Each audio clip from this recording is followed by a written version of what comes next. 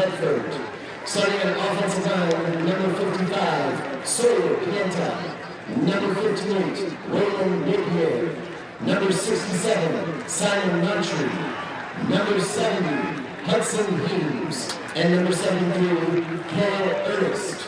Starting at wide receiver, number 2, Jacob Spoolmore. Number 13, Jackson Lestat. And number 15, Cooper Starr. Starting at running back, number 22, Everett Wingate. And number 28, Damian Hunt. And starting at quarterback for Bedford, number 18, Luke Whetstone. The kicking Mules are led by head coach John Phillips. And now, Saline fans, get on your feet. It's time to meet our 2025 Saline Varsity football team.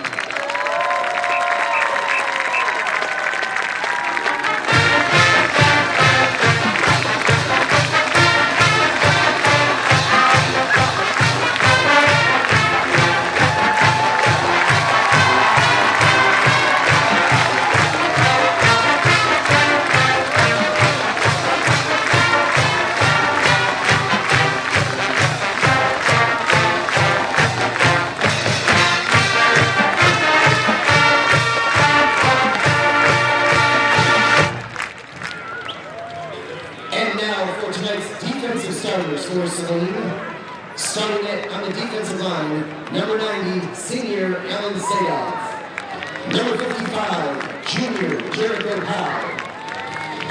Number 58, senior Wyatt McPherson.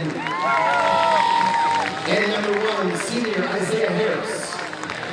Starting at linebacker, number 14, junior Bryce Barbarino. Number 45, senior Jack Pursuter. And number 80, senior Eli Johnson. Starting in the defensive backfield for Saline, number 5, junior Pat Williams. Number 15, junior Waylon Thomas. Number 2, senior Colton Tusa. And number 6, senior Nolan Klein. And our head coach now in the second season leading the Hornets, Kyle Short. Fans, this past week, the Hornet football family suffered the heartbreaking loss of 2 cherished members. Riley Bierman, a 2023 graduate of Saline High School, made his mark as a standout kicker for the Hornet football team and excelled as goalie for the soccer team. Riley will be fondly remembered for his talent, leadership, and generosity. We also remember Zia Combs, a former Michigan football player who gave his time and heart as a volunteer coach for the middle school Hornet football team. His son, Zia Combs Jr., continues his legacy as a member of our 8th grade team. At this time, please join me in a moment of silence to honor the memories of Riley Bierman and Zia Combs, whose impact will forever be felt in our Hornet family.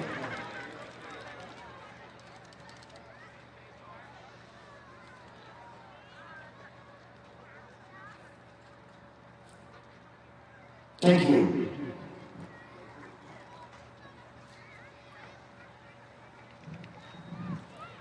We now ask that you remain standing. Join the Saline Marching Band under the direction of Scott Cannell in Honoring America with the playing of the Star Spangled Banner.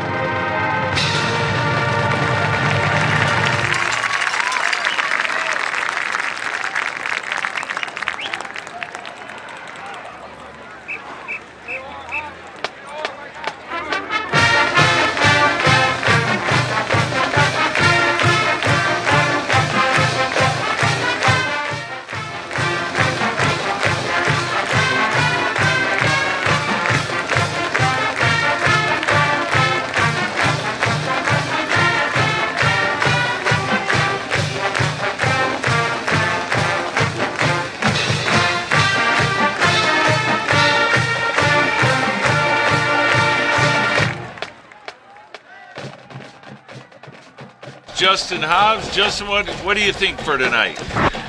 Thanks, Mitch. Well, we got a lot going on tonight. If the playoffs were today, the Bedford would be in the playoffs. The winner of tonight's game either shares the title of the SEC conference or wins it outright. There's a lot of injuries on the Saline side. So, Coach Short said that Bedford's a well-coached team. Saline needs to stay within themselves, stay disciplined, and have a next man up mentality as they try to clinch out the title. Well, that's exactly it. And this is a long-time heated rivalry for Saline. Just a couple years back, the final score was 7-0. So I expect nothing but a hard-fought, hard-hitting contest tonight, and hopefully our Hornets will come out on top. Yep, I think that it'll be a hard-fought battle. I don't think it'll finish 7-0, but you never know. You never know. And if it does, that'll make it a little more intriguing. Certainly will. Obviously, Saline has averaged over 40 points a game leading into this contest, and it looks like they are going to receive the opening kickoff. Back for Saline, number 7, Lennon Cahoon, and number 15, Raylan Thomas. Thomas and Cahoon back deep for Saline to return this kickoff. And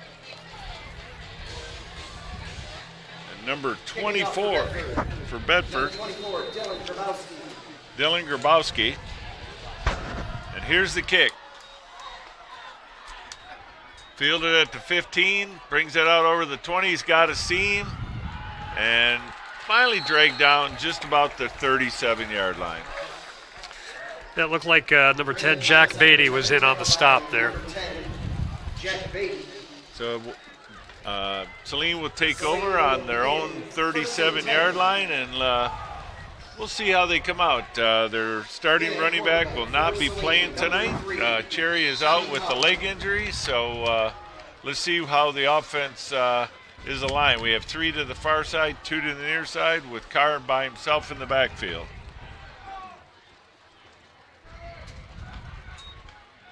Tusa comes in motion, cuts it, takes the handoff, gets about a yard and a half. They're going to give him 3. I like it. Out to the 40-yard line, which will be 2nd and 7. Yeah, it looked like Bedford opened with a 4-man front there. The sweep to the right-hand side.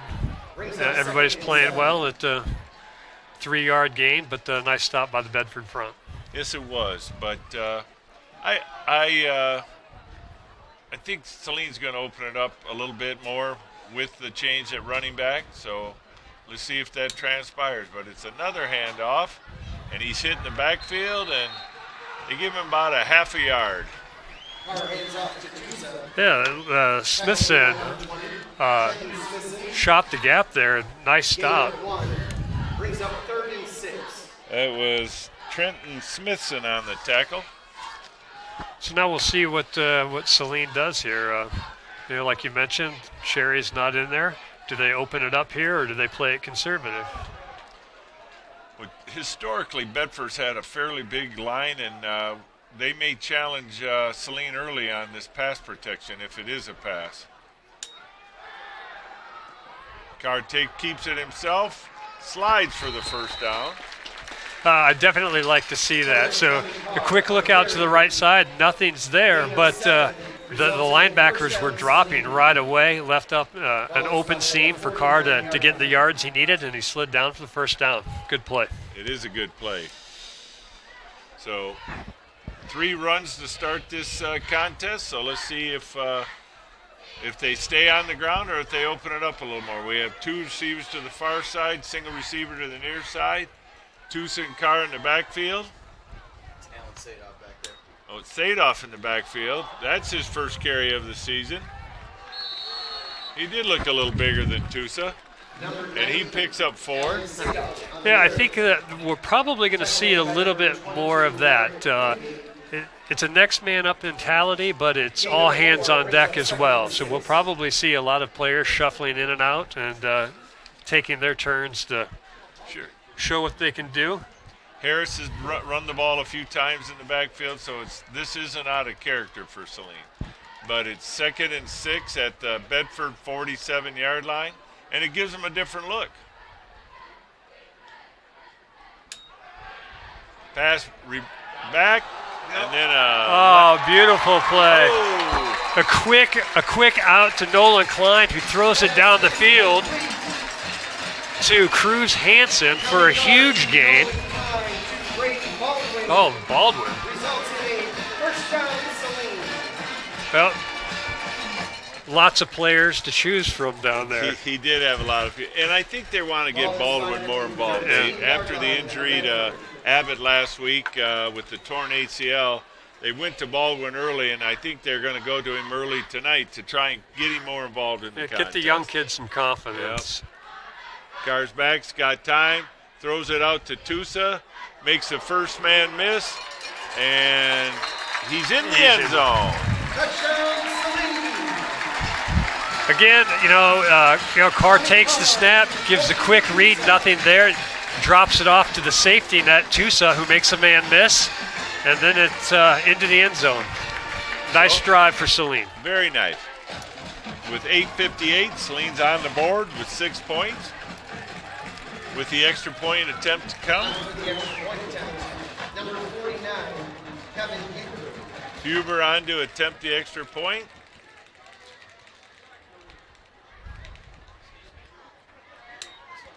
Low snap, but he gets it placed, and the kick is good. So with 8:58 remaining here in the first quarter, it's Saline 7. Bedford hasn't touched the ball yet. But, we talked about how there were a lot of injuries and maybe some question marks on the offensive side of the ball. Great opening drive. Make a statement right away. Get your young guys some confidence and put the pressure back on Bedford. 100%, because that's the thing. If Bedford sticks in this ball game, it'll get harder and harder and harder as we go along. So you do not want to give them any life if you can avoid it. Yeah, that's what good teams do. Yes, it is. Now, before the contest, Huber was out there practicing several different kick placements. So obviously we gave up a 98-yard kickoff return for a touchdown last week. So I don't know if they've got something planned, but I know he was out there working on different things before the contest. So we'll see if at some point tonight or if they kick it short.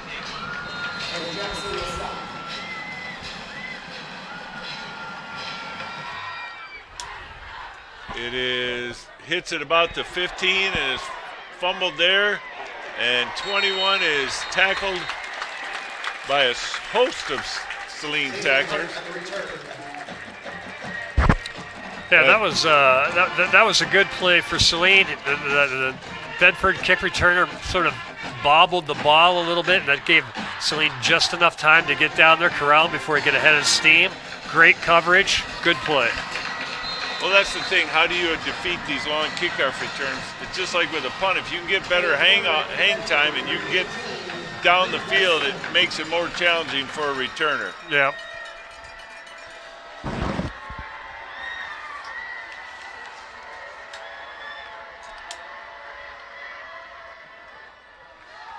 Handoff up the middle. Gain of maybe Barber. They're going to give him. Looked like Barbarino stuck his head in there right away for a short gain. 3-yard gain, it appears that they're going to give him.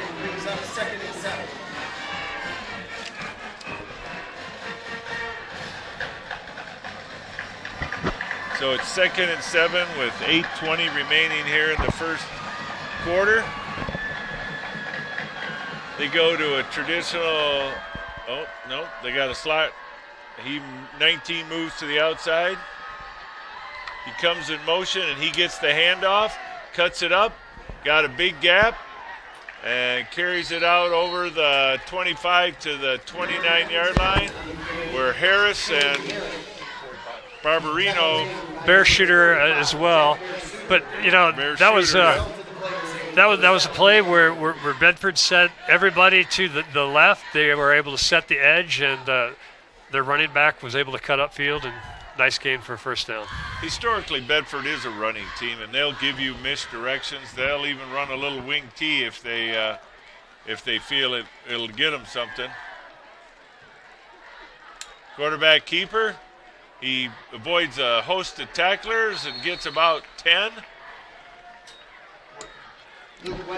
Yeah, so right there, it looked like the Saline rush kind of went towards the outside, maybe trying to safety the outside run, and created a gap right up the middle that the quarterback could just sneak right in there.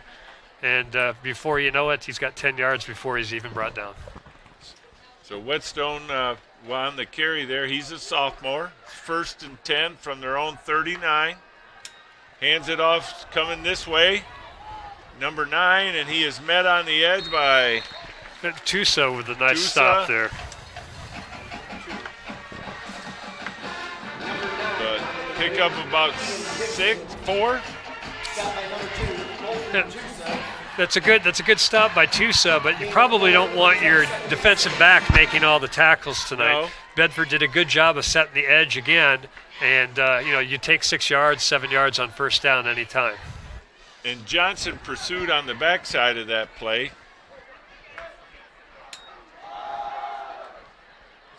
Handoff up the middle, pick up about 3. We'll bring up 3rd and 3. Tackle made by number 58, Wyatt McPherson. Well, so this will be the big first test for the defense. It's 3rd and 3. Is there a way that they can make a stop and get off the field here early? Yes. And that is, again, going back to what we talked about, don't give Bedford life. So now, if Bedford watched the tapes, this may be an opportunity for them to see if they can't get somebody off sides. We had a few of those penalties last week, and see if Bedford's watched the film. But it looks like we're going to take a delay of game. Timeout. Oh, they did give Bedford the timeout before the clock expired. And we had several on both sides of the ball last week, the delay of game. So I don't know if that's a spotting problem where the official starts the clock before the ball's set in place. I didn't notice it on that one, but we did have a plethora of those penalties last week on both sides. Yeah, we did. I think that the rhythm of the game last week was a little tough. So even the coaches with the play calling, if they can't get into a good rhythm, they take an extra 2 or 3 seconds, and the next thing you know, you're behind the clock, and those things happen. And you really don't want to use one of your timeouts this early, but it's better than when you're at 3rd and 3 at almost midfield. You don't want to take that 5-yard penalty and put yourself behind the sticks again. 3 receivers to the near side, single receiver to the far side, quarterback keeper, and he bulls his way forward to midfield for a first down. Bedford spreading out the defense, and then you just have a math problem up front. They had more numbers than Saline did, and that gives them enough space to get the first down. And Westsock is a big back, quarterback, Whetstone. He's only a sophomore, but he's one of the taller kids out on that field, and he's a load to bring down.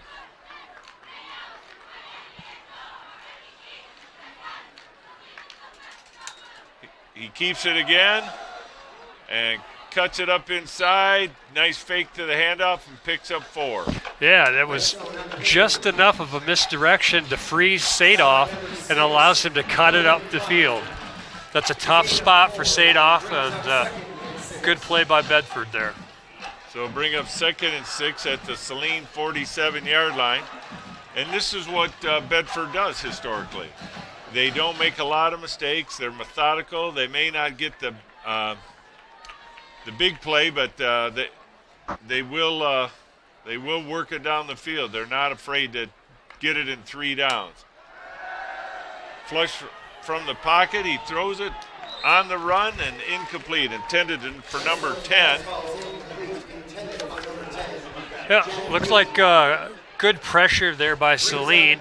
Sadoff and Bearshooter in there, and quarterback didn't look super comfortable on the run there. He did not, and I actually thought that he could have cut it up because he definitely wasn't comfortable throwing it on the rollout, and if he'd have cut it up, I think he had 4 or 5 yards he could have gotten. But that's benefit for Saline. Yeah, it would have made this third down a little more manageable. But now we'll see what Saline does, see if they dial up a little pressure again.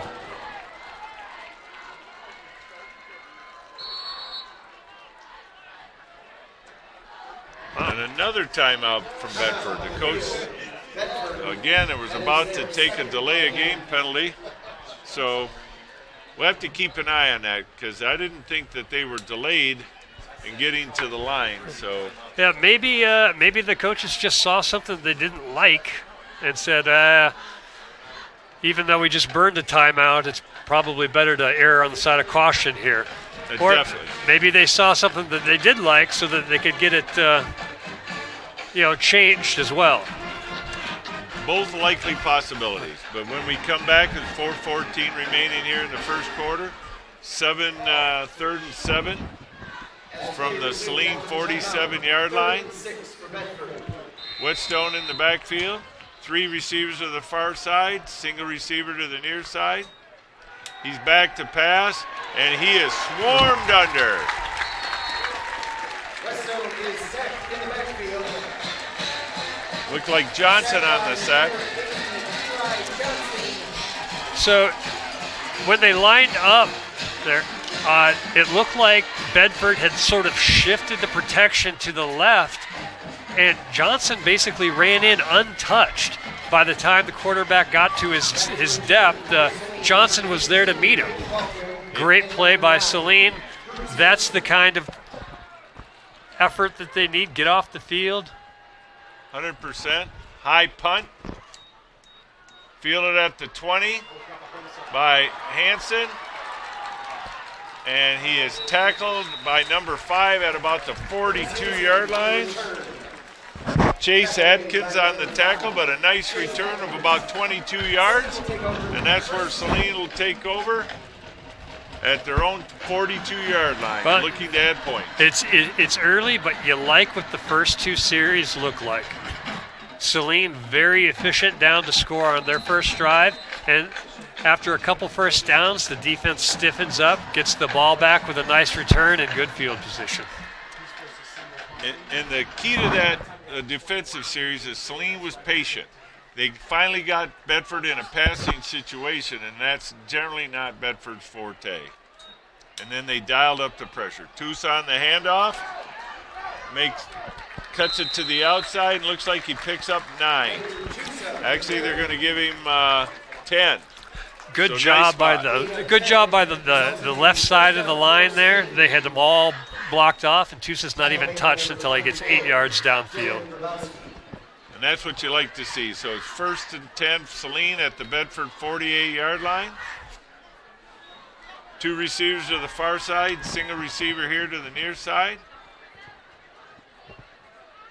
And it looks like they're rotating backs again. Brady Clark's in the backfield and takes the handoff.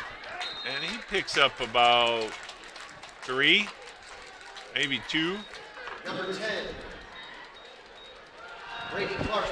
It really is all hands on deck tonight so far. And you need that. You were 2 weeks from the playoffs, and you just never know when the injury bug might bite you. So it's important to get meaningful touches early in the contest. Yeah, I like to see that.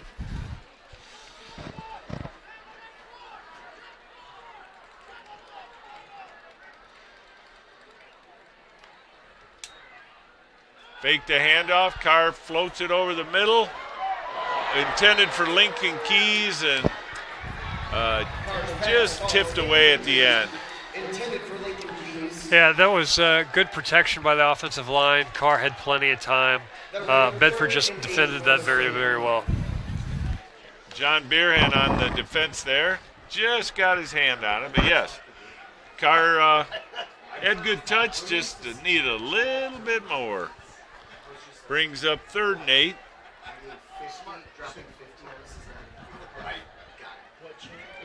And I believe we're probably still in 4-down territory here.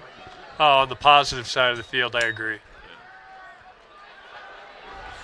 handoff to Tusa, and he carries it inside the 45 to the 43, which will bring up about 4th and 5. A little misdirection play there. A car and the line's going to the right, and then Tusa comes back to the left for an inside handoff. But and he did make the first defender miss. Yeah, he did, and I think that play call really was indicative of what their strategy was, hey, we're going to go for it on 4th down. Let's get a few yards and make this a little more manageable. I fully agree. Keys comes in motion here to the near side. He gets set. Carr steps up, and he's going to take off, and he gets the first down at about the 35-yard line. Again, like you said earlier, he assessed the situation. There didn't feel anybody was open, and he's had a wide open field in front of him. Yeah, great patience by Carr, and I think it's a situation where it's, hey, let's not force anything. Let's take what they give us. Again, first down run, you love to see it. Direct snap to number 14, and he bowls over several Bedford tacklers. Yeah, a little bit of a wildcat formation with Barbarino in there. Change it up a little bit, but when you have again, we'll talk about math a few times tonight. You have more guys than the defense has in a direct snap, and it's a great play. And he takes it again, and he follows Harris as his lead blocker, and Burr Shooter was out there as well, so they got the defensive front out there running the offense right now. Yeah, a lot of big guys going to the right there. Well, Bedford should be used to that in their practices because they got a lot of big guys as well, but it's working well. That may have been the last play of the first quarter. There is a 1-second differential. Looks like the heavies are in again. Got it again, and he cuts it up inside and scores the touchdown. So that was all Barbarino on the last 3 carries for an easy Saline touchdown. Yeah, I think that's a statement by Saline. They've got the big name quarterback, they've got the big name tight end, but Saline saying we can play physical football as well. Put in the big guys, a little demoralizing for the Bedford guys.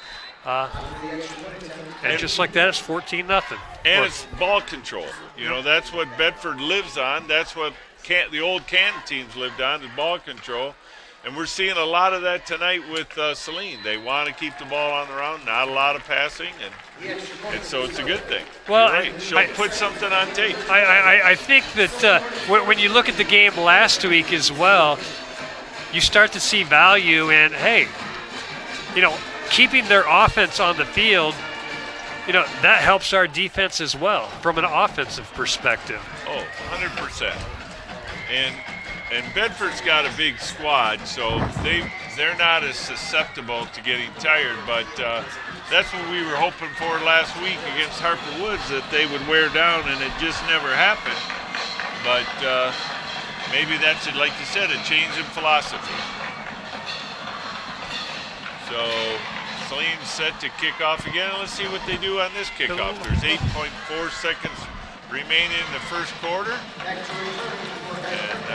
it looks like they've got some hands guys out there. I don't know if this is a new look, but it looks a little different than the last kickoff that they had. Let's see what's going on here.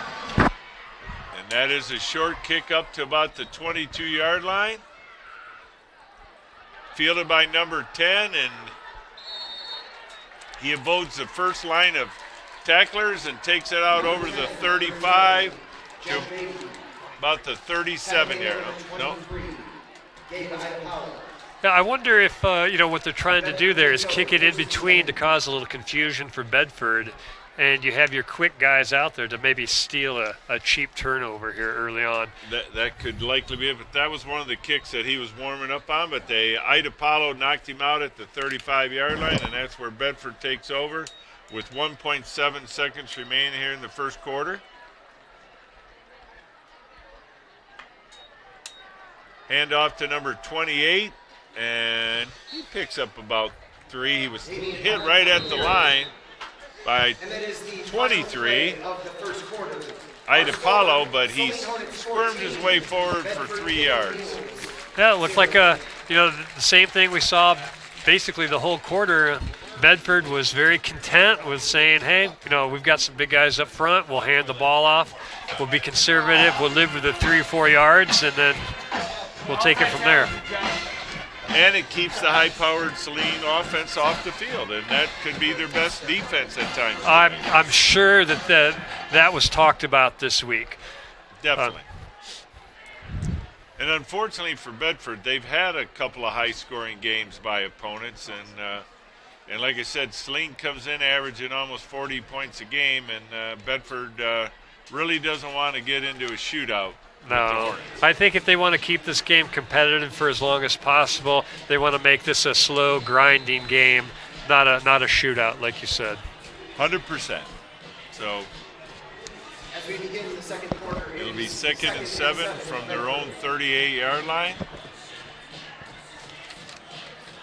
They got trip receivers to the far side, single receiver here to the near side. Number 36 comes in tight. He gives another blocker to number 28, and he is met by number 6, Nolan Klein, but bulls his way forward to the 46-yard line, which is enough for a Bedford first down.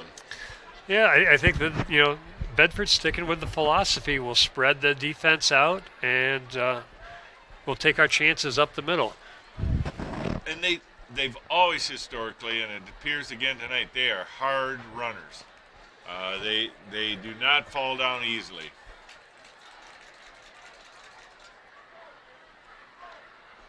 Low snap, handoff again to 28. He is met in the backfield by Harris. Harris, about 5. A great play. He shed the guard who was trying to go out and meet him, but Harris, gets around him before the running back can even get to his cut, and a great play for tackle for loss. You love to see the edge guys setting the edge. 100%. Hart on the carry there. He is also a sophomore. So Hart is a sophomore. Whitstone is the sophomore. So Bedford's got some youth in that backfield, but that'll pay off dividends for them in the future. Whitstone keeps it and scampers out of bounds at about midfield, pick up about 4. Yep. You get the second really, really long, and I think that's an uncomfortable spot for Bedford. They need to throw the ball. There wasn't a whole lot, and the safe play was just to pull it down, to get some positive yards. And it was 9 big yards. Yeah, there's a big difference between 3rd and 6 and 3rd and 15. 100%.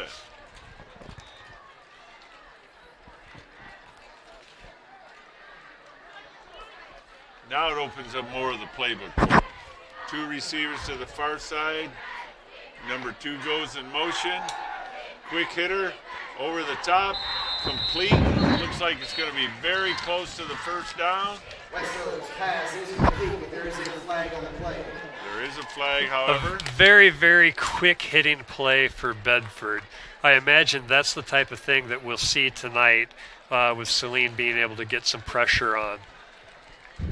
Illegal shift on Bedford. So, fortunately for Saline, that was a illegal shift there and a 5-yard penalty. Bedford's coach is not thrilled with that call. But yes, those quick hitters, and Harper Woods did that last week as well. You want to talk about getting something on film. That certainly was on film. Yep. After the penalty, it'll be 3rd and 11. So now it brings up 3rd and 11. So a much more uncomfortable position if you're Bedford. Tripped receivers to the far side. He lost one up for number 5. Gets his hand on it, but not able to bring it in. Coverage by number 15. Thomas with a nice defensive play there. Ran with it, step for step with him the whole way. Knocked the ball away at the last minute. And that's important because the receiver had a few inches of height on him, but he had a perfect position, and it results in a 4th and 11 and Bedford punt again. Back to return for Saline. Number 18, Ray Baldwin, and number 9, Cruz Hansen. Baldwin back this time on the punt, along with Hansen. Hansen picks it, circles around, goes outside, over the 40, over the 45, and out to the 50-yard line. He ran a long way, but he got a nice return, about 30 yards. Yeah, that was, he picked it up on the right-hand side of the field, ran all the way to the left with a wall of blockers and made one cut up. He had one man to beat, and he saved a touchdown. So Saline takes over at their own 49-yard line with 10:09 remaining here in the first half, and that was a big play for them. That was an explosive. So it can happen on offense, can be in defense, and on special teams. So it was almost a real big play, as you said. Just one more miss, and he was gone. Carr back in the backfield by himself. 3 receivers to the near side, 2 to, there's a flag. Might be a delay of game. It was a delay of game. So that's the first one on Saline tonight. So that'll move them back 5 yards and bring up 1st and 15. It doesn't look like it affected Saline too much. They have the same formation. Carr's back, plenty of time. Complete over the middle to Keys. He drags 1 defender, 2 defenders, and then 6 more join in on the fun, but not before he gets enough for a first down. Great effort by Keys there. He caught the ball about 3 or 4 yards short, but his own effort got him the extra yards he needed for the first down. We're going to see what it's after the play here, but there is a flag. Everett Wingate on the tackle. The officials are going to discuss this.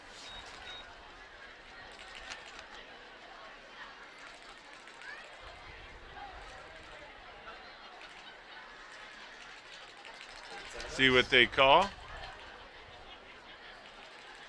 Personal foul against Saline. My guess there might have been a little jawing after the play. Well, I wonder if, you teach all your guys to play to the whistle. There was a pretty big pile there, and, the Saline guys want to get in there and start shoving, get a little extra yard or two, and maybe it was just a little bit late. Could be. But you can't fault the effort. No. Whatever it was, they said it in front of the official. Or did it in front of the official. But it looks like the result of the play is still a first down. It is a first down, so it was enough for a first down because it was a dead ball penalty. Now it's 1st and 10 for Saline. Hand off to Tusa. He runs right up the middle, and he gets most of those 15-yard right, and there's another penalty by the same official. Let's see what he calls this time. Well, there was an awfully big hole down there.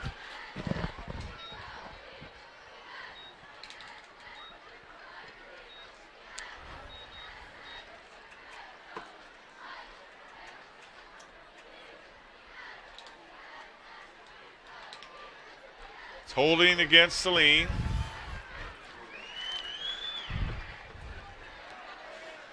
But you always like to see your running back get 10 yards downfield before he's touched. But sometimes I think there may be a little extra effort there that you have to watch out for. Well, it's still first down. Now it's 1st and 18.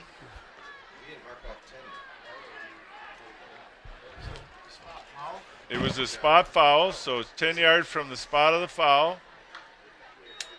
Again, a handoff to Tusa, and again he takes off, kicks to the outside, and he's gone. And it does not appear there are any flags this time. A great play, great blocking up front. Again, Tusa gets about 10 or 12 yards downfield before he's touched. And then with one man to beat, Cruz Hansen buries the defensive back for Tusa to walk in the rest of the way. And it was a beautiful block by Hansen. We don't call those out enough on our broadcast or in our announcing, so that was a beautiful play. And as a quick hitter, there's your explosive. Huber on to attempt the extra point. Good snap. Good kick.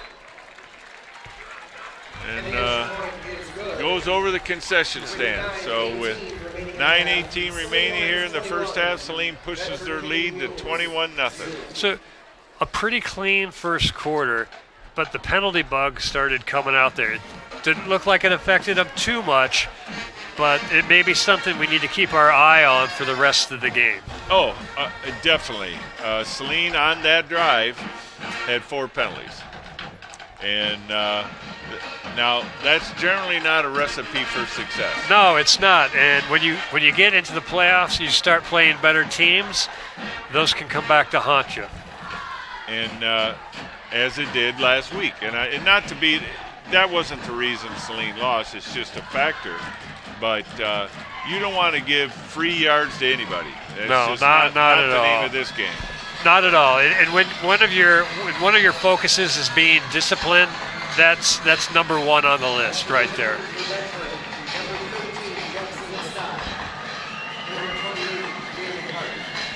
So let's see how they kick it off this time. They've tried it on both sides of the field. Now we're going in a different direction. See if he kicks it straight off because he's got a little more breeze, or what does he do? Again, a short kick. Fielded at about the 25 again by number 10. And he carries it out over the 30 to about the 33-yard line. Pretty good coverage by Saline there. It was. So that was the exact kick, or one of the exact kicks they were working on. So even if they're not afraid that Bedford's going to return one, this is a perfect opportunity to practice, get their coverage down, and make sure that they don't have any lapses.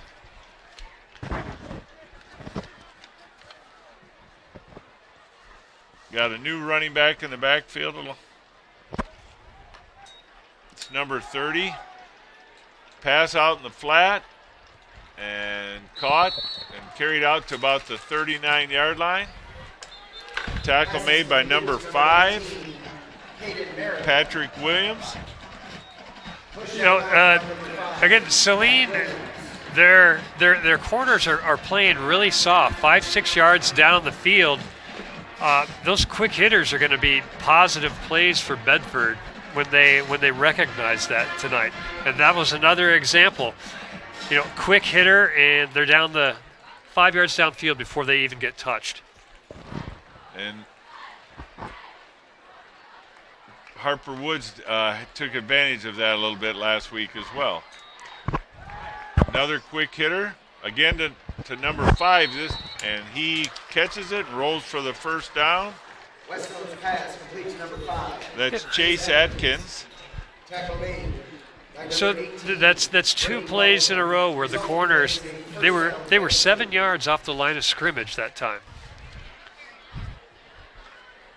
Hard to hold them for less than first down yardage when you're beyond the sticks.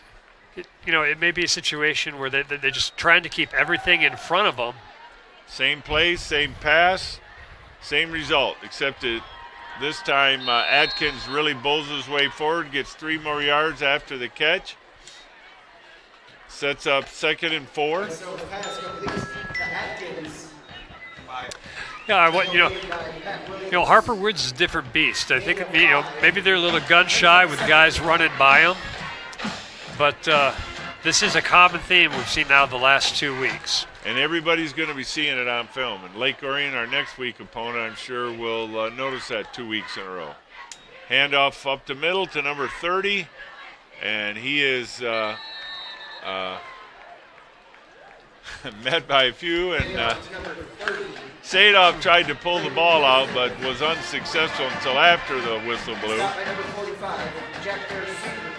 Bear Suter on the tackle brings up 3rd and 3, and I do believe Down 21-0 Bedford's. This is 4-down territory all day. Right. And I can't believe Bedford's going to be too exotic here either.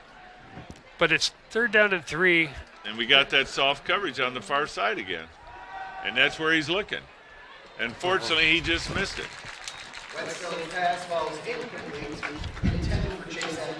So it brings up 4th down.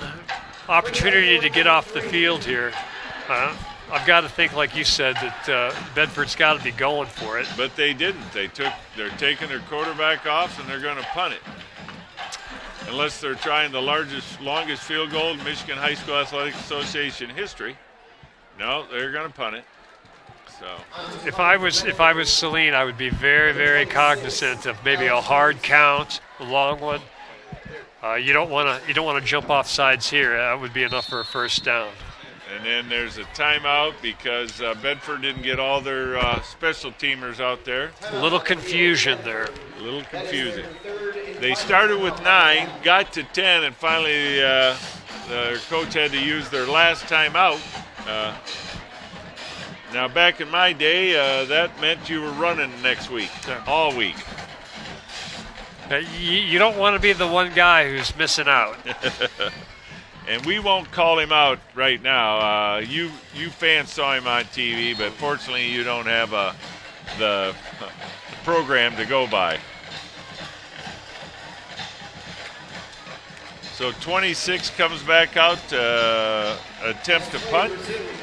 Unless, like you say, there's a fake going on. That's Alex Mapes.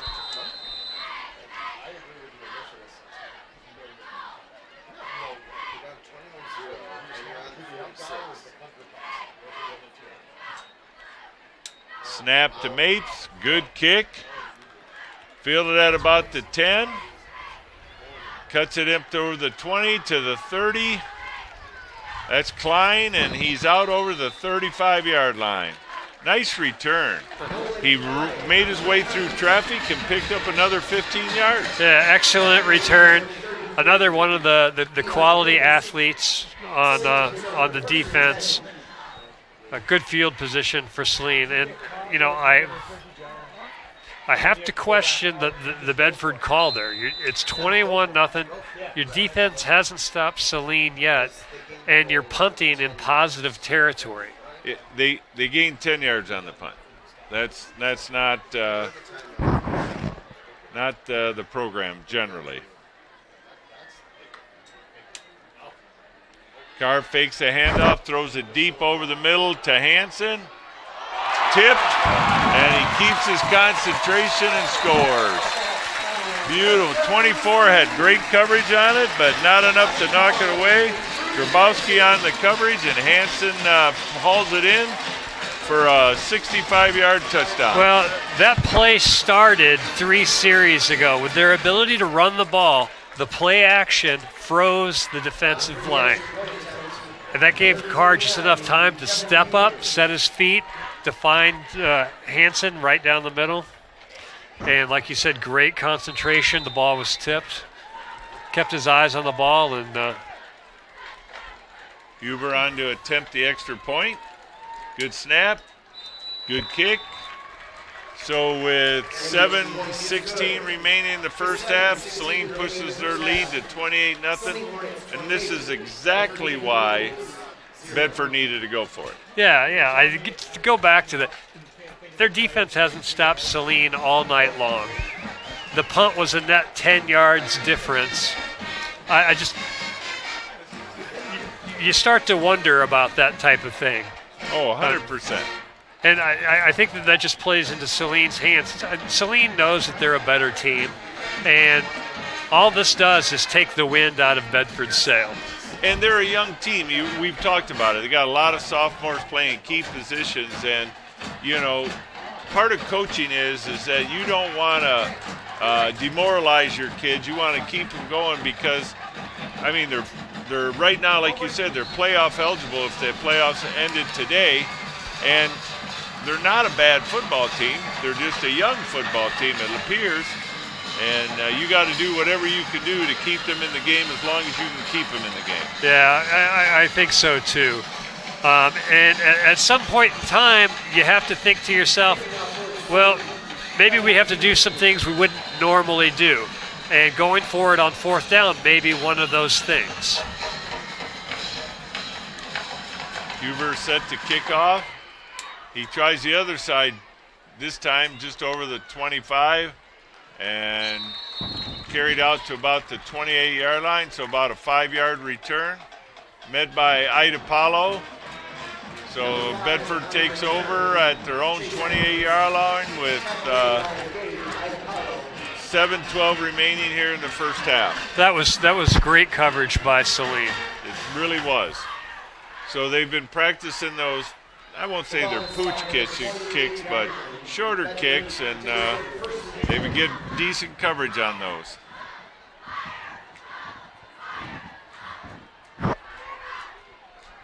Whitstone in the backfield again.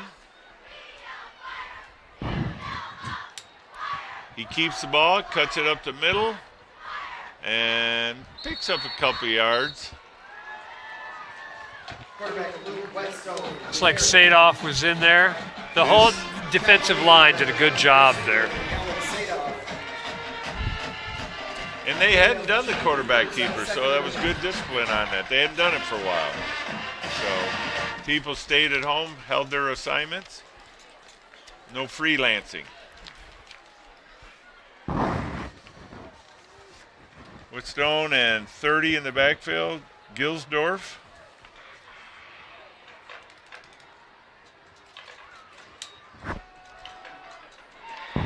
Quarterback is flush, and Sadoff tackles him for a loss back at the 21-yard line.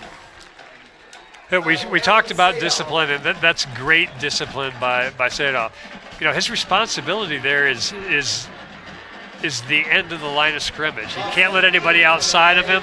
He didn't let the quarterback step up inside of him, kept him there, contained well, and made the tackle. And that brings up 3rd and 18 back at the 23-yard line. And I think that this is the page in the playbook that Bedford just did not want. This is not their comfort zone. Because if they don't get it here, they're going to give the ball back to Saline with just about 5 minutes remaining here, and that's more than ample time. And again, Sadoff brings down the quarterback. Another sack back at about the 18-yard line. That was speed by Sadoff. He got around the tackle, and he just couldn't catch up with him. That was a great defensive series for the Hornets. It really was. So now Bedford's going to punt, and again, depending on when the ball is snapped, it'll be just around 5 minutes left in the first half. And again, they're late getting on the field.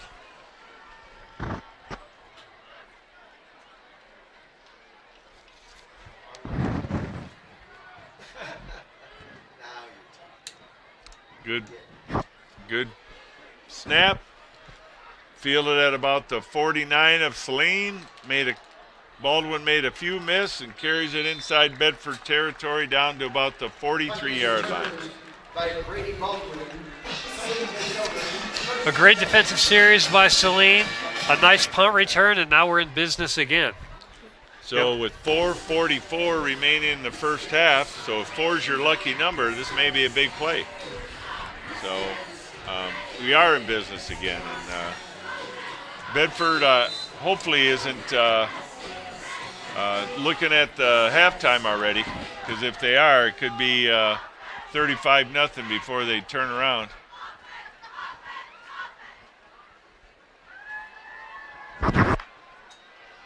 Carr hands it off to Tusa, and he gets about a yard. Tusa on the carry. Tackle made by Trenton Smithson, number 20. Trenton Smithson on the tackle. Short gain on the play, brings up 2nd and 9. Yep, Bedford doing a good job on the line of scrimmage that time, limiting the gain.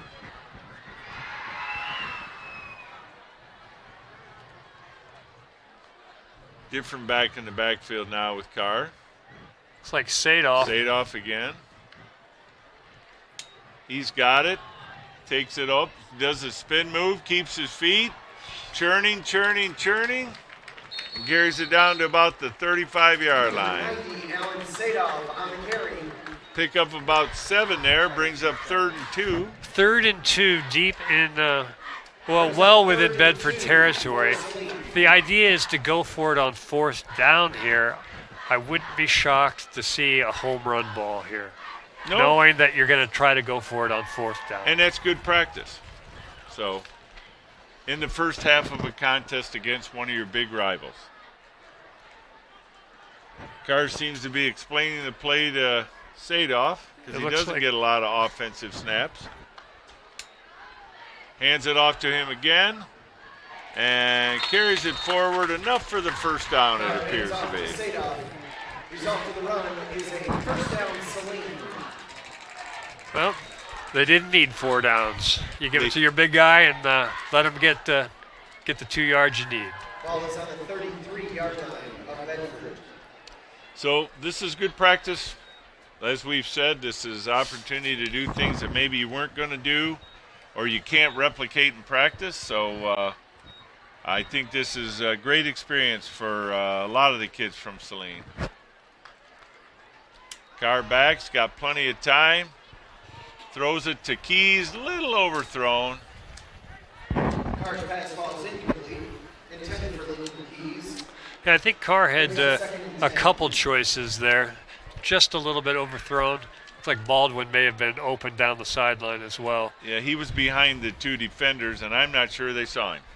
So, but if I were going to focus on somebody, it'd probably be Lincoln Keys, and that's where Carr was headed, but just overthrew him a little bit to the sidelines. Yep, plenty of time in the pocket once again. Offensive line doing a good job. 100%.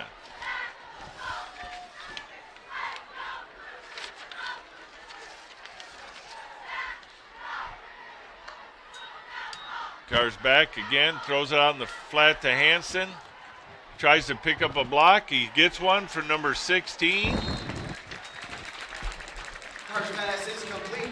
A little bit of misdirection there, because Hansen started off on the left side and at the snap of the ball came back around, and Carr was able to dump it off to him, and he had 10 yards before anybody was even around him.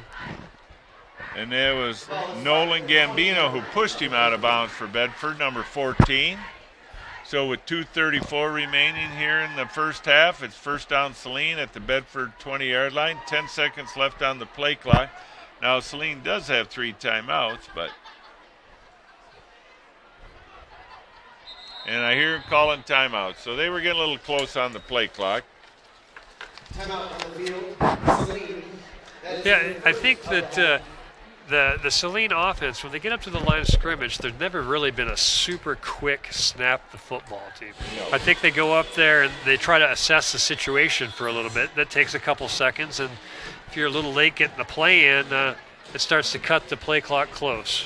And the design behind that is to not allow the defense to substitute, and or substitute as much. But like you said, then we get tight on the play clock. We had delay of game penalties. We've had one today. We've had a few last week, and now we appropriate timeout with 2:34 remaining here in the first half. But yeah, you can't take the timeouts to the second half, so not a big deal to use one there. So it's Clark in the backfield with Carr.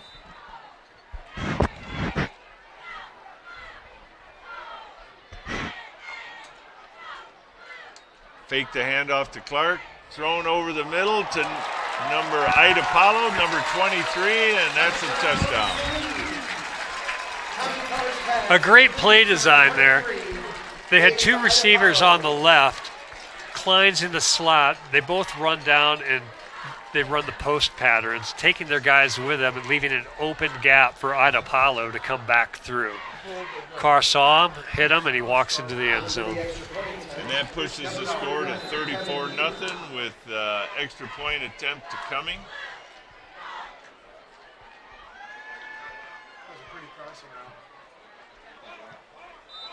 Kick is up, and the kick is no good. So with 2:26 remaining in the half. 2:26 remaining here in the first half, unless something happens, we will not have a running clock to start the second half. but because Bedford will be getting the second half kickoff, but there's still plenty of time for Saline to get the ball back. There's plenty of time for lots of things to happen here. Because, from Bedford's perspective, do you run the ball 3 times? Saline still has timeouts that they can use to stop the clock. Do you try to throw the ball and risk incomplete pass stopping the clock, or a sack? It's a predicament, and one that Bedford didn't want to be in. No, I agree. This is not the type of game or the start that Bedford was hoping for tonight. And like I said, they come in with a winning record. It's a traditional rival, but they have been overwhelmed here in the first half. So we've seen several shorter kickoffs, so let's see if they do something different here, but I don't expect it because the coverage has been so good.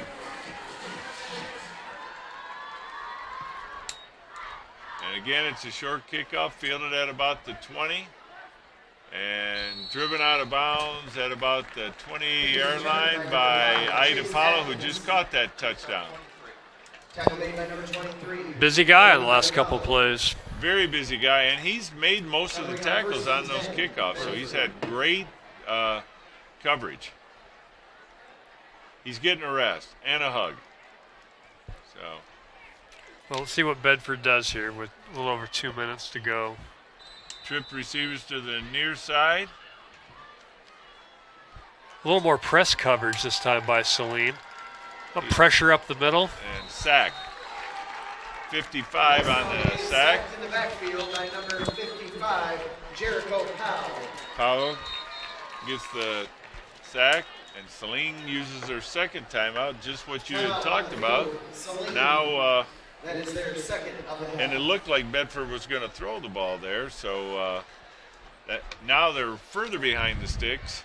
So if we get an incomplete pass, that saves that last time out to give Saline the ball back with quite a bit of time left. Yeah, what I really, really liked about that setup was it looked like Saline had much more of a press front. So, there wasn't that quick out that they could hit, and that hesitation, I think, that's just enough for Saline to get pressure on the quarterback and make good things happen. It'll be interesting to see if they come with the pressure again, or if they go into a little more of a soft front. And they're changing back to 28 in the backfield. I wondered where he had gone because he had some pretty good runs there. Hart.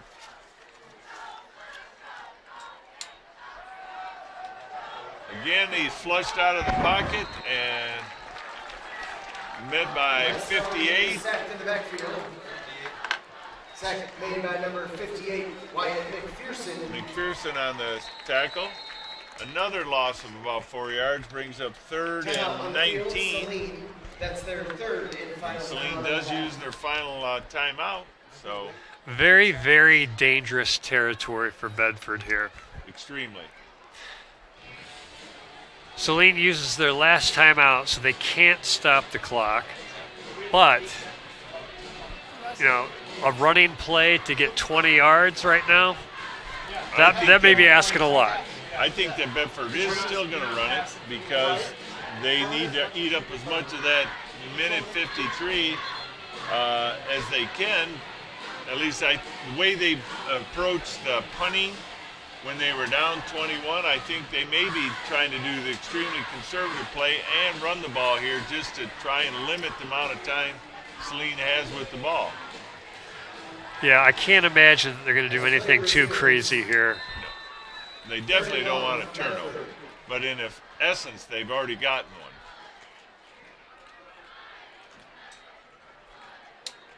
one.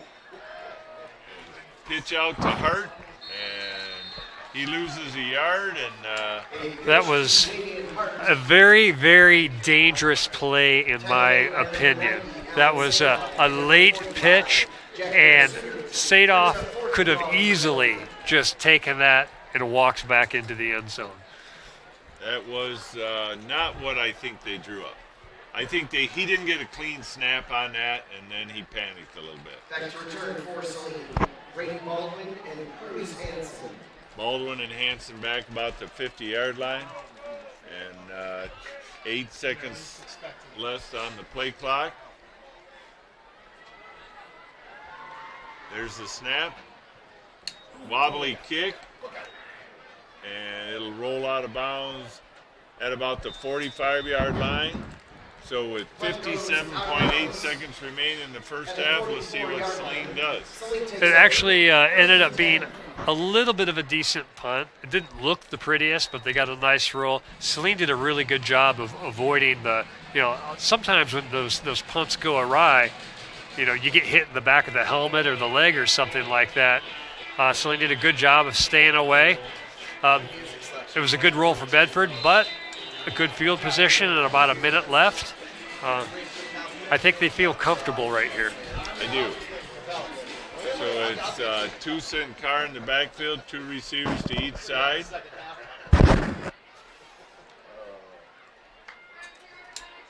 Carr's back. There's a blitzer.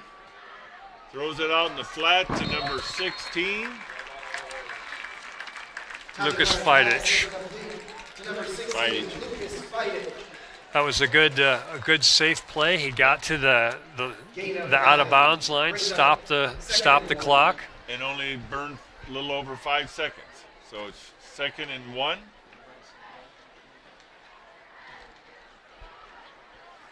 That was our quick hitter to the outside.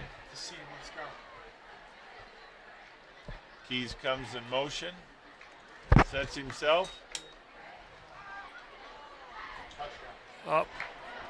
Ball deep to Hansen, right through his hands. He had another 6 there, but the setup there was exactly what they wanted. They have 3 receivers to the right. They're shading the help that way, and you have Hansen one-on-one. You couldn't ask for a better setup. Just off his fingertips. And he got behind his defender, but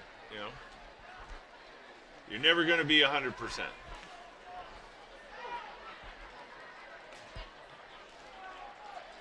Again, Carr and Tusa in the backfield. Trip receiver. Oh, somebody moved. Flags on the field. Penalty is offsides on Bedford.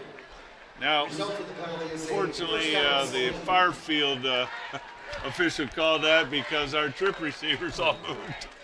But that's okay. It's a first down, and at the Bedford 42.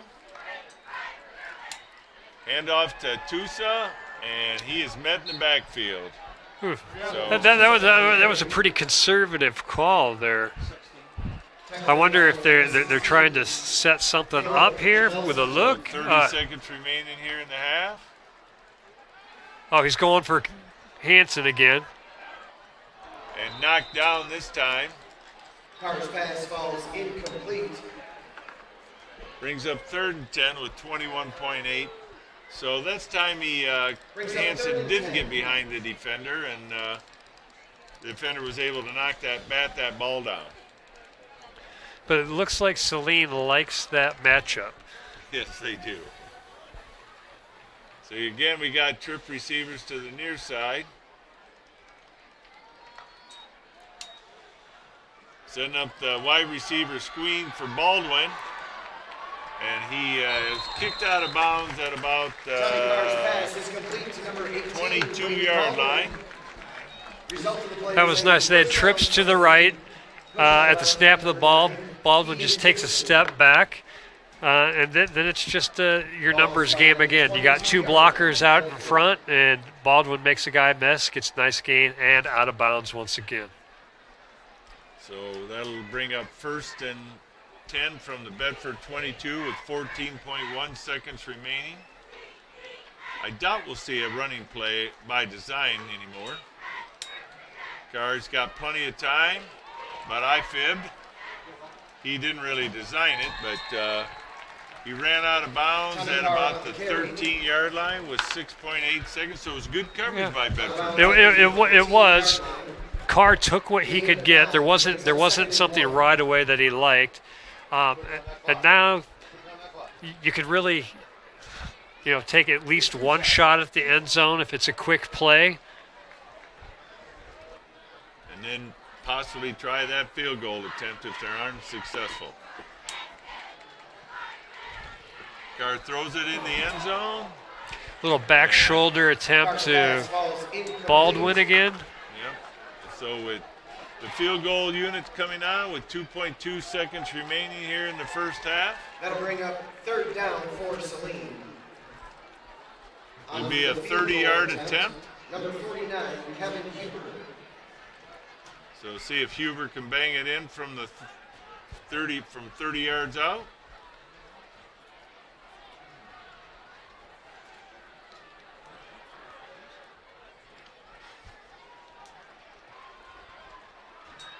Good snap, good hold.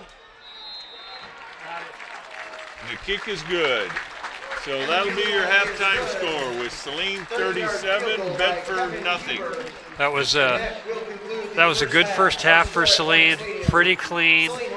Not letting Bedford hang around like we talked about has to be very, very deflating. I don't think you could have asked for a better half. No, and as per Michigan High School Athletic Association rules, because the team is down by 35 or more, there will be a running clock to start the second half. So enjoy the halftime show, and we'll catch you at the other end.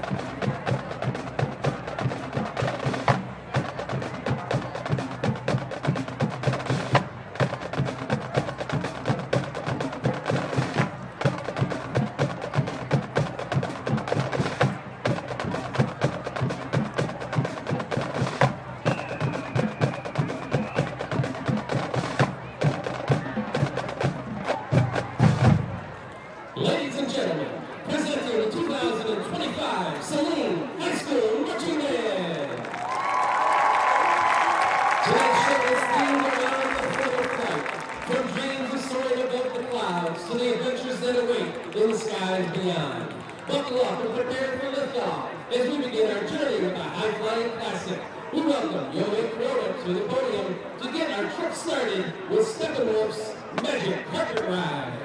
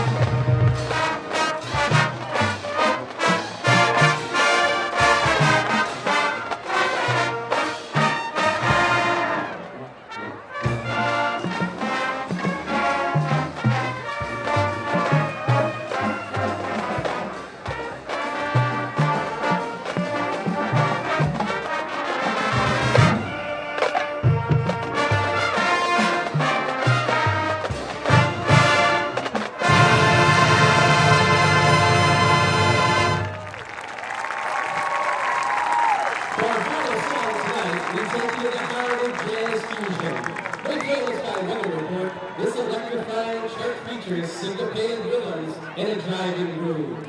Thank you for fighting with us this evening. We hope you enjoy the final leg of our journey. This is Birdland.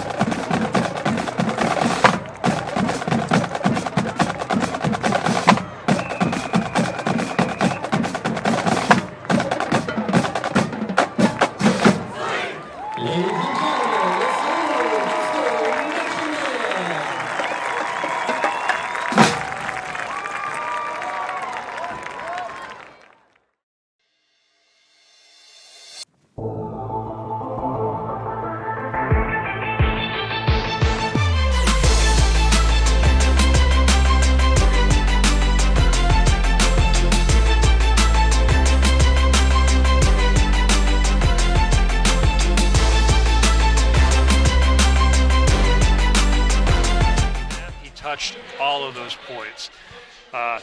You couldn't have asked for a better half. It was very efficient, clean, and the scoreboard shows that.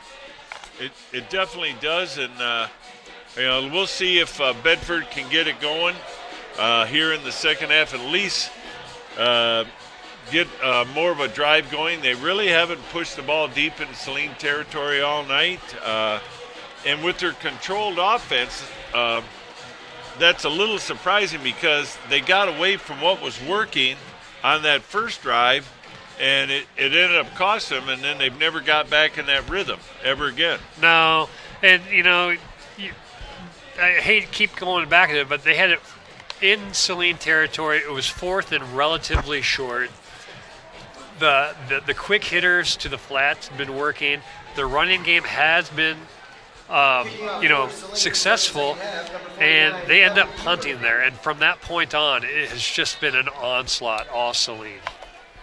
Well, as we stated just before halftime, it is a running clock here to start the second half. So once Bedford gets the ball and for their first possession and the ref signals in the play, we're going to have a virtual running clock, except for timeouts, injuries, but it will shorten the game up for sure. There's a run up and a kick, and again a short kick, fielded by number 88 at the 25-yard line, and he is met by a host of tacklers at the 30. Number 88 is Drew Bilk. Good coverage again. It's that precision kick. It's not the deepest kick, but it seems like Saline is covering it well and limiting the returns. Very much so. Nick Garunas on the tackle. He was the leader on that, number 19. So let's see what Bedford comes out. 2 to the far side, single to the near side. Hart and Hart gets the ball, and he bulls forward and picks up about, let's say, 12. Good run to open up for Bedford. Baldwin on the tackle there. We got some different defenders in here, at least on the backside, 1 or 2, but Saline does a really nice job of rotating defenders anyway. Keeps them fairly fresh.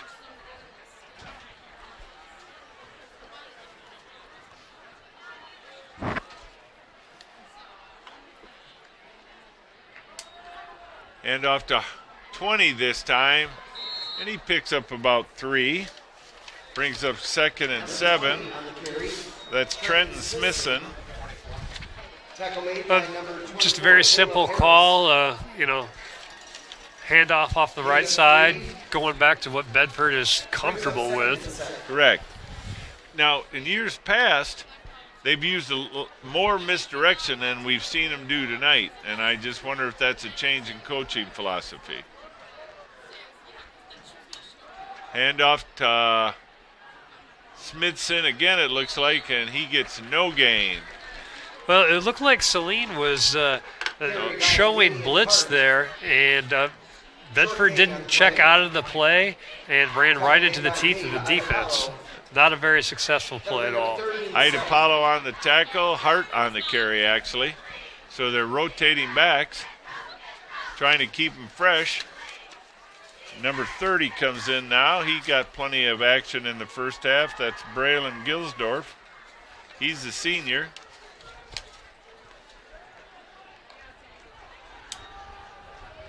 Roll out by the quarterback, and he is flushed and tackled for a loss back at the 40 by number 58. Sacked in the backfield. Sacked by number 58. Wyatt McPherson on the tackle. As soon as the ball was snapped, Sadoff on the backside just got around the tackle and was putting pressure on the quarterback. He couldn't set his feet. He couldn't take the time to find anybody. That play was blown up from the start. And whenever Bedford has to pass tonight, it hasn't been ultra successful. No. Here's the snap, the punt. Fielded by Baldwin, and he steps out of bounds at about 27-yard line. And that's where Saline That was a good directional punt. It was. Limits the return because Saline's had at least 4 20-yard returns tonight. Yeah, for sure. Carr comes back out for the first series here in the second half, so let's see what they do. Again, it's a running clock. 8 minutes remaining here in the third quarter. Looks like another running back in tonight. Number 44, Hunter Orr, freshman. And Orr's got it. and he keeps moving forward. Looks like he's a sophomore, I've been told. So he picks up about 7, brings up 2nd and 3. Good push by the offensive line. First carry for the young man, and he got 7 yards on there. Looks good. Can tell Mom and Grandma about that later. Keys goes in motion. Carr back to pass. Gets it to Keys, who carries it forward, and with a host of tacklers out to almost midfield.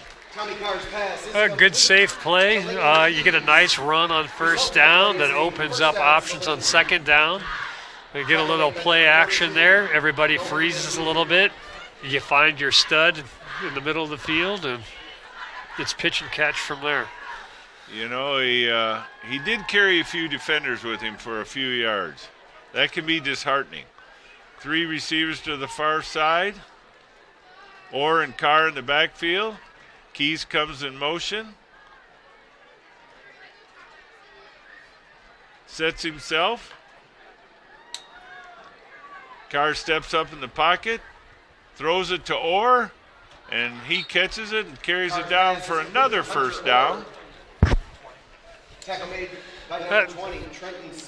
Offensive line did a good job. Carr stepped up into the pocket, took his time, found his little safety valve there. And he evaluated that. He could have run, got a few yards, but he saw the receiver, got 10, and now it's 1st and 10 from the Bedford 41-yard line. 2 receivers to the far side, single receiver to the near side, Orr and Carr in the backfield. Carr fakes the handoff, hits it out to number 81. He makes the tackler miss before Smithson kicks him out of bounds. Carter's pass is complete to number 81, Yusuf Jarouche. Jarouche on the reception. Nice move by Jarouche. It's been a good drive so far for Saline. They've mixed up the pass and the run very well. First down at the inside the 20, handoff to Orr. Follows his blocker, keeps the legs churning, carries it down to about the 10-yard line. Left side of the line doing a good job there. Orr taking his time, finds the hole, gets 9 yards. Wingate on the tackle, and that was a nice 9-yard carry. His yards per carry is high up there.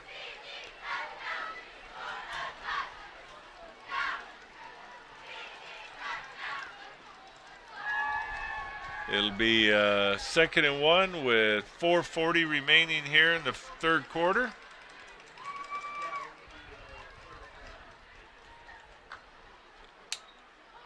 Carr throws it out in the flat. Keys got his hand on it, but it was back shoulder, and he just couldn't bring it in. It was tight coverage by Bedford there. Looked like Keys got turned around a little bit. Maybe didn't see the ball right away. He did. He did. And so we'll bring up 3rd and 1, again with about 4 minutes remaining. Carr in the backfield along with Orr. Hands off to Orr, follows his blocker. Carries it inside the 10, inside the 5, and is going to be marked down at the 5-yard line. That was a nice developing play. Orr taking the handoff, and the freshman Backus pushing the end out and allowing Orr to cut up the middle. Very much so. So it's 1st and goal from the 10. 37 was his lead blocker on that. Backus did a real nice job blocking for him. Coaches like to see that. Hand off to Orr again, tries to the outside this time, and he'll walk in the end zone untouched. Touchdown, Saline. That play was set up. They had all their guys on the right, and it was, just like the old days, what they call it, student body. Yeah, student body right, student body left. To the right, and Orr was just able to walk right into the end zone, basically untouched. So with 3:14 remaining and the extra point attempt coming, it's 43-0 Saline. Huber on to attempt the extra point. Low snap, but it's put down. And it's good. So with 3:14 remaining here in the third quarter, Saline pushes its lead to 44-0. So like I said earlier, when it was 4-4-4, now it's 44-0. If 4 is your lucky number, tonight you should have been out here. Especially if you had the 50-50 raffle. If we have one tonight, I don't know if we do or not. So. That was a good start of the second half. I think sometimes you get a little complacent when you have a big lead like that. Saline's defense came out, made a statement, stopped, and the offense mixing and matching plays and players marched right down the field and said, hey, we're not going to take this lightly, and got a nice score. So we're going to see, I do believe we're going to see a lot of new players going in now, and we've already seen them both the kickoffs here in the second half. We have a new kickoff team, or members, some new members on this, so it's great experience. Well, Short wasn't kidding when he said all hands on deck. And that's great. That's what you want. Fielded, fumbled. Hart tries to, and then he kicks it and picked up. And I'm not sure you can advance that, but either way, it'll be Saline ball. Fumble on the kickoff, recovered by Saline. Number 7.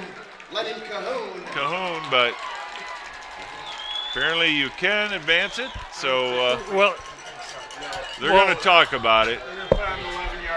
Well, they're going to mark it.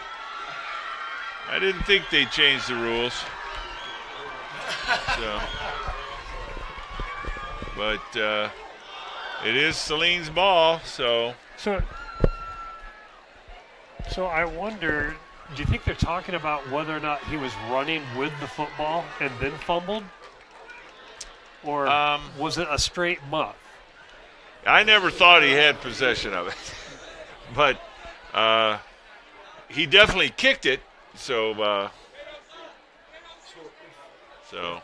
possessed it and fumbled, you can advance it. But since they didn't, I think you can't. Right, I don't think, because he didn't possess it, right? No. Yeah. So they're going to mark the ball. It looks like at about the 10-yard line. It'll be 1st and 10. Now they're moving it back to the 11-yard line. It'll be 1st and 10 Saline at the 11-yard line. So it was, in a sense, an onside kick. Yeah. Well, I think that you do those sort of directional kicks, and that's what you're kind of hoping for. It confuses the return guys a little bit. Maybe somebody bobbles a kick, and that was a disaster right from the start. And I don't fault Hart too much. He was trying to do something. He came up on a full speed, tried to field that, and unfortunately, the better course of action in this circumstance might have been to just field it first, or it takes a direct snap and runs it straight into the end zone. A little wildcat formation there. Number 44, in that formation, you just have more blockers than you have defenders, and that's a hard play to stop in there. Or looks like he's a pretty big kid. He is a stout young man. Trucked right in there. So now the score is 50, and in under Michigan High School Athletic Association rules, we do not stop it for scores either. Here's the extra point attempt coming. Good snap, good kick.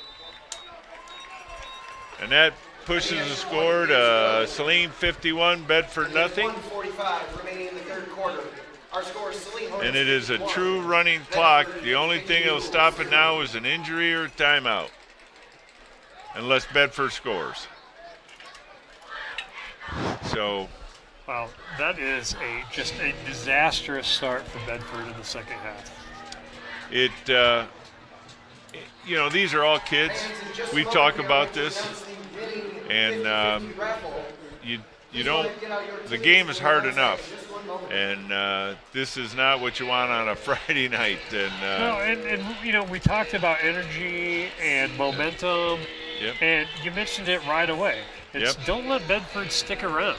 No, not at all. And Saline, they did just that. They said, you know what, we're going to make a statement, and I think that takes a lot of air out of their sail.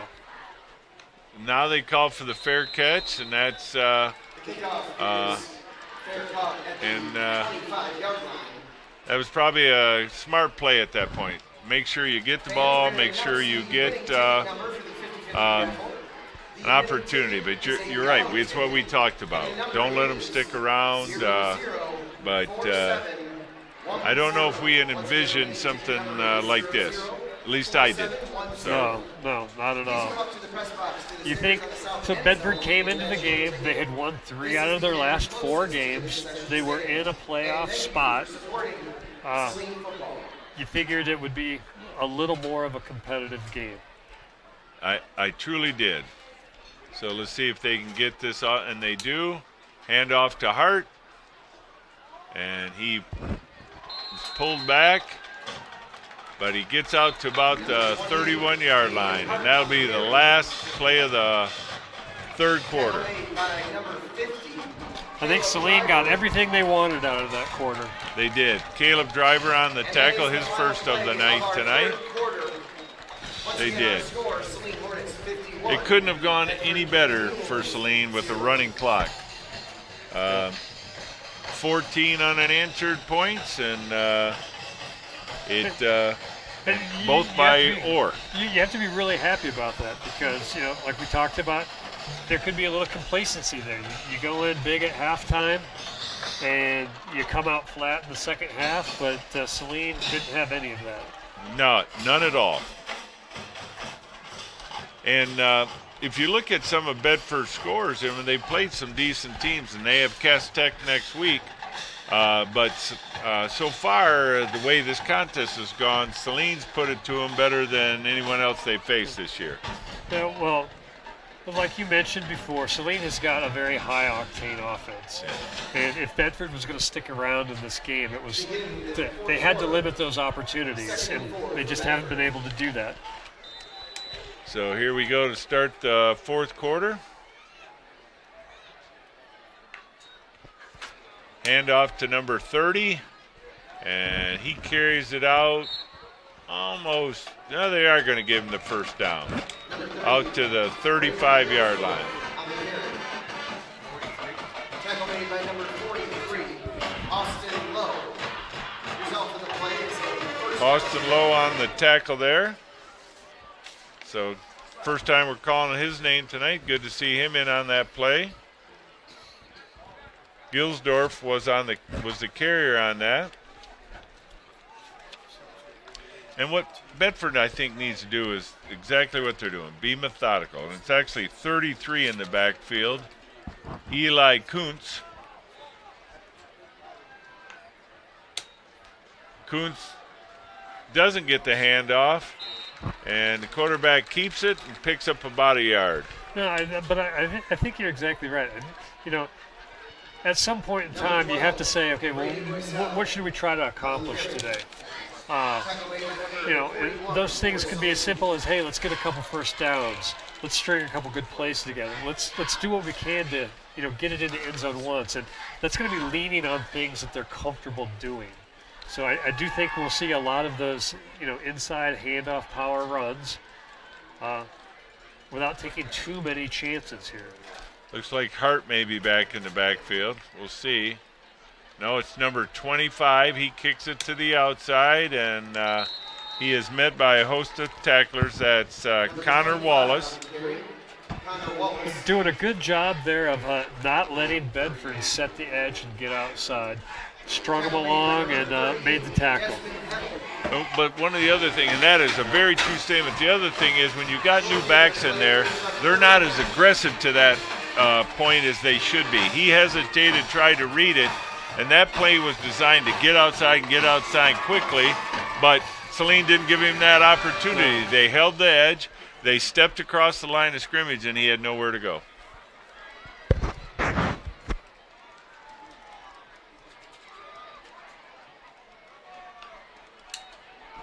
Handoff on the jet sweep to number 21, and he's pushed out of bounds at about by number 10. Gilsdorf on the carry. Pushed out of bounds by number 10, Brady Clark.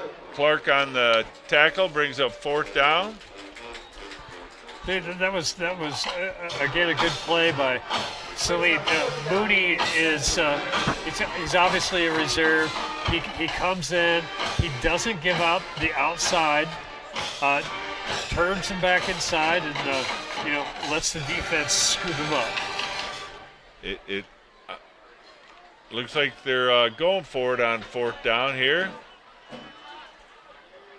and that's understandable as well. Pass to number 88, completes it, and picks up the 1st down out at about the Saline 45-yard line. Tackled by number 29. Tackle made by number 29. Jackson Straits. That was a good play design by Bedford. Fake the pitch, get the linebackers to bite, and then you hit your tight end or receiver out in the flat for a nice safe throw. And it's a different quarterback too for Bedford. Correct. You're right on that. And that 88's a big target. Handoff to 33, and he pushes his way forward over the 40 to the 39-yard line. Kuntz on the carry. Nice conservative play call by Bedford, getting back to what they like to do. And they're moving the ball down the field. These are all small wins that they can take back and be positive about. And like we said, they do have Cass Tech next week, so it doesn't get any easier. Handoff to number 25, Connor Wallace, and he gets enough for the 1st down. Tackle made by number 95, Evan Walsh. Evan Walsh on the tackle for Saline. So it's 1st and 10 from the Saline 34-yard line with 7:10 remaining here in the contest.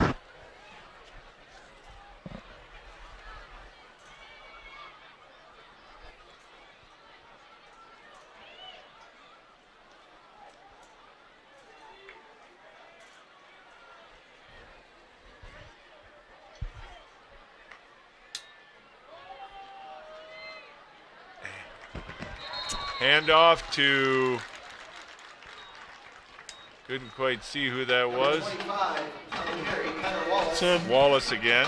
If you go back to your point about having reserves in there, that play was very, very slow developing. I think that's designed to be a quick hitter, and there's a little bit of indecision on whether the quarterback should pull it or hand it off. And by the time that decision was made, the Saline front four had collapsed the entire line of scrimmage, and there was no place to go. But this is why these plays are so important, because you really, truly can't get this the same way in practice. So that's why you got to take advantage of this, and that's what Bedford's trying to do. Quarterback keeps it, carries it out to about Boycell on the carry. Brady Boycell, the junior, picks up 4 yards, brings up third and 6, maybe a 3rd and a long 7 actually, because we lost a yard on that. So it'll be interesting to see what Bedford does here. Do they try to throw the ball? This is obviously 4-down territory. It is. Or do they just stick with the read option and stick with the 3-4 yards of carry? I'd like to see him get it to 88 again, but Boycell keeps it and carries it down, so he's got a manageable 4th down at the Saline 26-yard line. Number 21, Dawood Issa, and number 41, Mason Piazza. Issa and 41 on the tackle. I don't have 41 on my sheet, but Mason Piazza on that. I believe making his grandfather. I probably do. So. All right, 4th and 2. Let's see what they do. Brings up 4th and 2 for Bedford.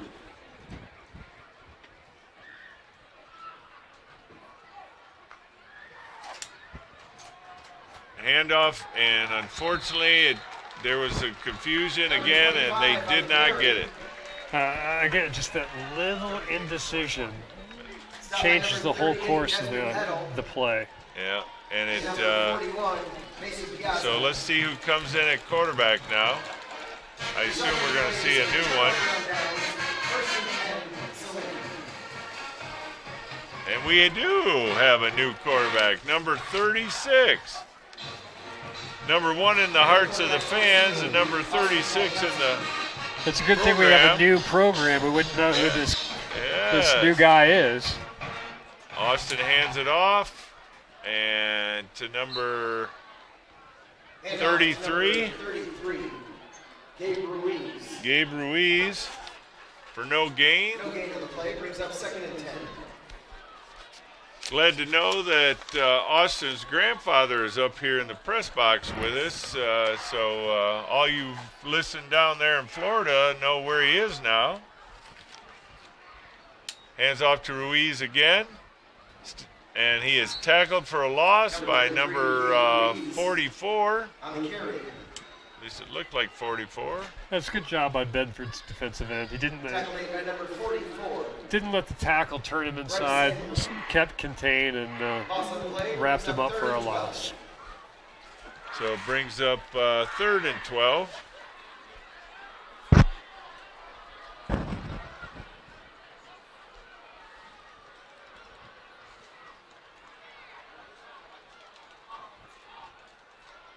Felkowski takes the snap, gives a little shoulder shake, kicks it to the outside, and runs out of bounds at about the 31-yard line.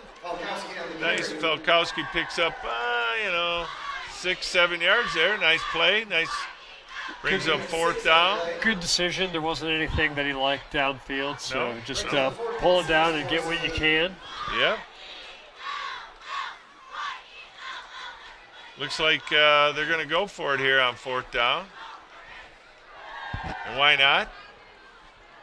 So just over 2 minutes left. He's back, throws it out in the flat to number 19. He's got a lot of running room. And pulled out of bounds at about the 39-yard line. Felkowski had a beautiful ball out there in the flat. It was a great read by Falkowski. Very confident, put his foot in the ground, and a nice confident throw to his receiver who makes a man miss, and it's first down. Beautiful. 1st and 10 with a minute 40 left. That may be the last pass we see of this contest. Hand off to Ruiz, and he pushes his way forward down to about the 30-yard line. You like to see the offensive line asserting their dominance. Correct. And they're fresh. They are. Kuntz on the 33 on 33 there. Kuntz on Ruiz. Brings up 2nd and 1 with just over a minute remaining here in the contest. And there's no hurry whatsoever to call in the play.